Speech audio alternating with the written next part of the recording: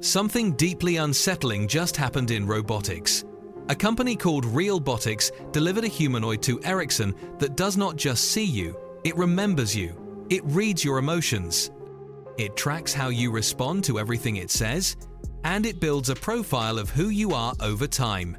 This is not another demo robot. This is a machine specifically designed to study human behavior and turn your reactions into data that companies can analyze. The system is called Vinci, and what makes people uncomfortable is how it creates the illusion of genuine connection. Cameras are built directly into the robot's eyes. When it looks at you, it is actually tracking your face, your movements, your behavioral patterns in real time. That creates something that feels like authentic eye contact. Your brain processes it as a real interaction, even though you are talking to a machine. But the disturbing part is what happens next. The robot remembers you. When you return, it recognizes your face, recalls previous conversations, and continues from where things ended last time. Most AI assistants reset between sessions. This one builds context over weeks and months. It learns your patterns. It studies how you engage. It analyzes your emotional responses and adjusts its behavior to manipulate how you react. The system tracks emotional signals constantly: your facial expressions, your engagement level, how you respond to different conversational approaches. Then it modifies its behavior to maximize whatever metric it has been programmed to optimize: customer satisfaction, information extraction, emotional engagement. Whatever the company deploying it decides matters most. Under the surface, Vinci is capturing structured data about every interaction: who you are, how you behave, what triggers emotional responses, how engaged you remain over extended periods. Companies can then analyze this data for customer engagement research, training simulations, even clinical studies. You are not just having a conversation with a robot. You are generating a behavioral dataset that gets stored and studied. And this technology is not locked to one machine. Robotics says Vinci can integrate into all their humanoid platforms. That means this system could scale across industries rapidly. The fact that Ericsson deployed it signals something crucial. This is not a laboratory experiment anymore. This is enterprise-level implementation, where robots interact with real people and generate real psychological data. Meanwhile, a completely different approach is happening in China. Unitary AI launched a humanoid called Panther, and they are already shipping it globally for household use. This machine is about 5 feet 3 inches tall, weighs around 180 pounds, and runs between 8 and 16 hours on a single charge. The first of half a foot of the scent, that battery life alone pushes it closer to something genuinely usable in daily life. The design is unusual because it is not a traditional walking humanoid. It uses wheels with 4-wheel steering and 4-wheel drive. That makes it more stable and efficient indoors, especially in cluttered environments where legged robots still fail constantly. It has 34 degrees of freedom, including what they claim are the first mass-produced 8 degree of freedom bionic arms. Those arms, combined with adaptive intelligent grippers, give it surprisingly high precision when manipulating objects. But precision alone does not make a household robot useful. The breakthrough is multi-step workflow execution. Panther can wake you up, prepare breakfast, clean the kitchen afterward, organize living spaces, and chain all those tasks into one continuous sequence. That represents a massive jump from robots that only execute isolated commands. Most household robots can perform single tasks. Panther can operate through entire routines autonomously. It uses multiple integrated systems to achieve this. Uniflex handles task generalization and imitation learning, letting it adapt across different scenarios. Unitouch adds visuo-tactile capabilities for precise object handling. Unicortex handles long-term planning, enabling those multi-step sequences.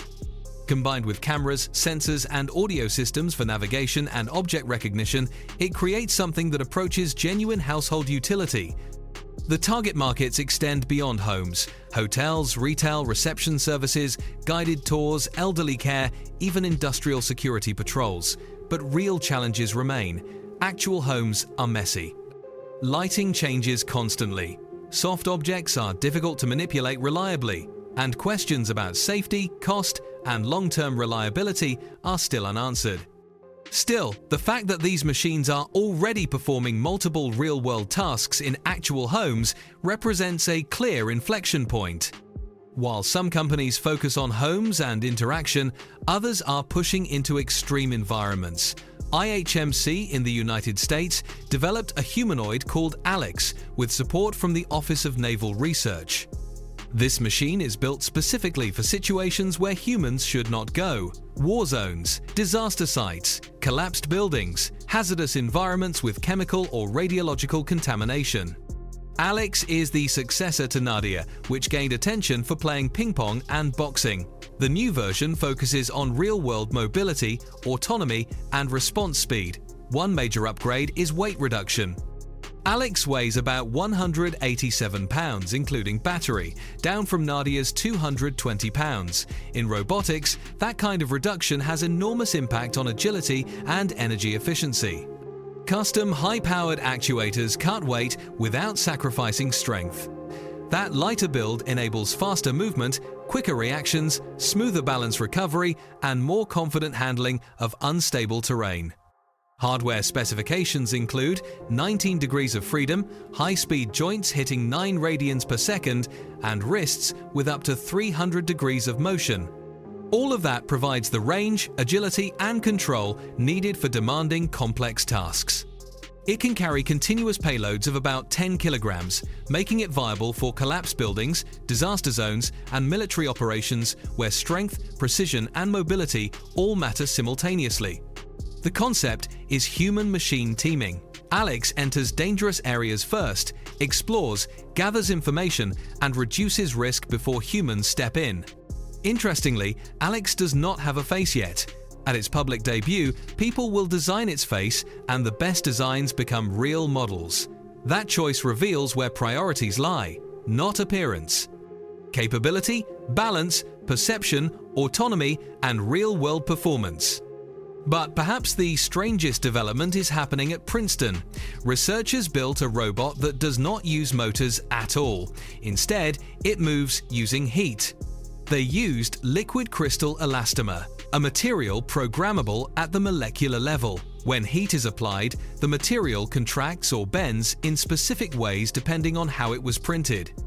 Movement is embedded directly into the material itself, rather than added through mechanical joints.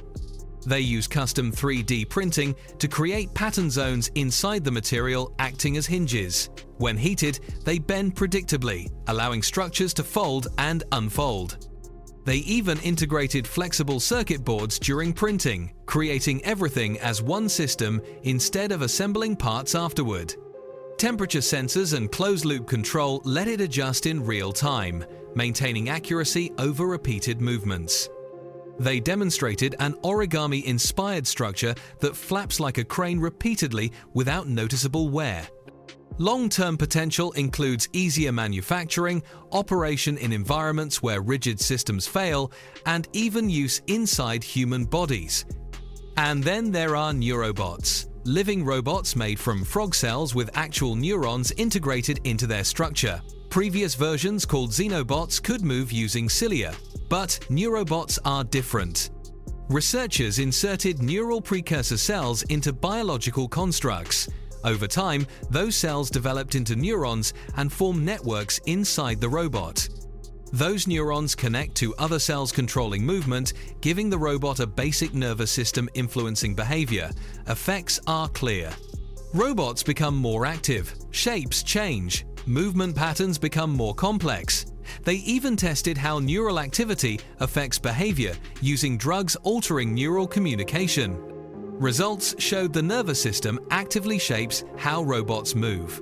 Some gene expressions linked to visual system development started appearing, suggesting future versions could develop new sensory capabilities. Meanwhile, scientists developed artificial muscles, allowing robots to lift 100 times their own weight. These HARP actuators are flexible air-powered structures mimicking real muscles. Instead of rigid motors, they expand and contract using small air amounts. That makes them lightweight, quiet, and highly adaptable. They operate in extreme environments, including high heat and abrasive conditions. Because they are flexible, robots using these muscles can squeeze through tight spaces and navigate debris, making them ideal for disaster response. And finally, the cost barrier is breaking. Unitree is launching a humanoid called R1, globally priced at roughly $4,370. That is extremely low compared to most humanoid robots today. The R1 stands about 123 centimeters tall, weighs around 59 pounds, and handles dynamic movement including running downhill, cartwheels, and standing from the ground. Unitree plans selling through AliExpress targeting the US, Europe, Japan, and Singapore. They shipped over 5,500 robots in 2025, while Tesla, Figure AI, and Agility Robotics shipped around 150 each.